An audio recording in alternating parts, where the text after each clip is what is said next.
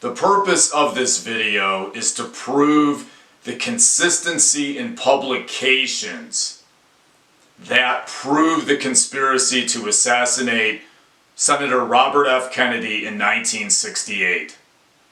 The first publication I'm going to talk about appeared in the Guardian magazine, written by Shane O'Sullivan in 2006. The title of the article is, "Did the CIA Kill Bobby Kennedy?" So here we go. Here's my summarization of this article.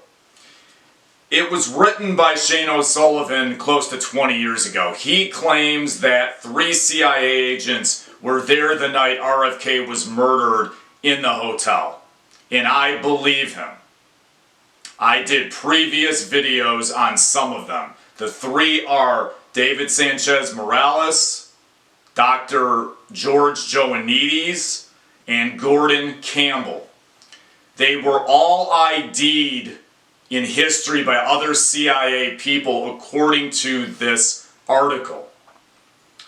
They were all in the CIA mind control programs. They were all involved in CIA assassinations all over the globe. And they were also involved in the CIA mind control program JM Wave, which was centered in the Caribbean. Gordon Campbell was entering the ballroom right after he left the pantry, right after the murder, according to the article. Campbell makes a quick escape with a small container.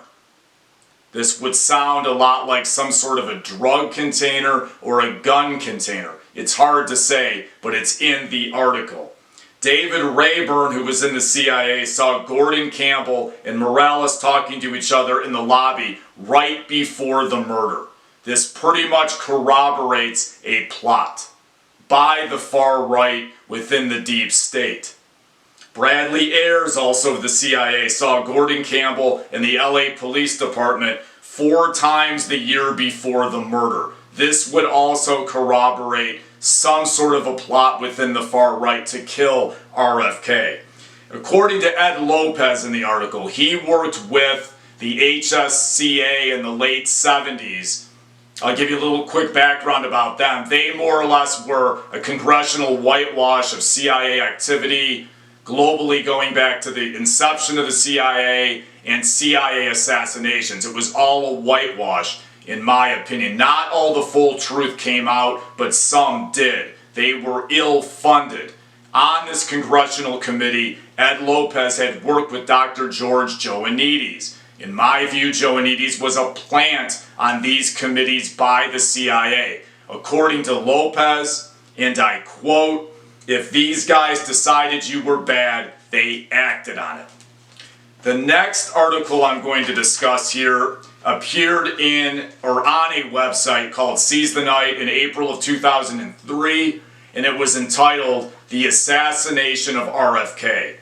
This article largely corroborates all or a lot of the other major research info that's out there. One example of this is there was low security there that night. At least 13 bullets were fired in the pantry, proving at least a second gun. The article also declares that Valerie Schulte was not the polka dot dress girl.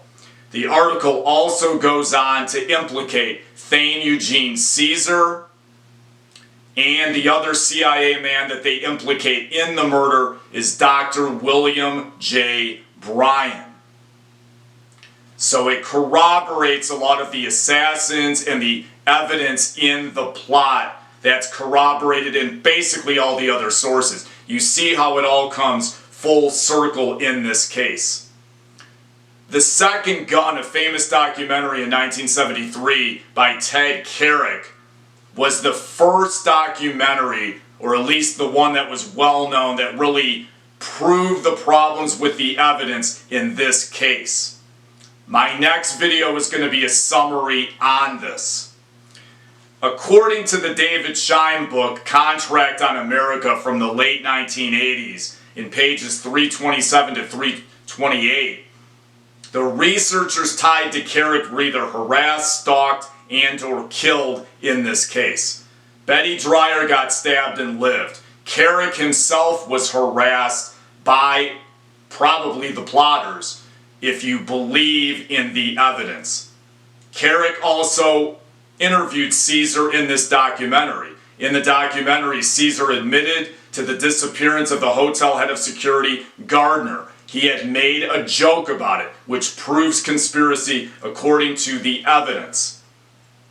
Also in there, the operations director of the hotel committed suicide under odd circumstances. I doubt if it was a suicide because the hotel files on this and other things disappeared according to this book, and it's in the documentary. It all proves evidence of a plot.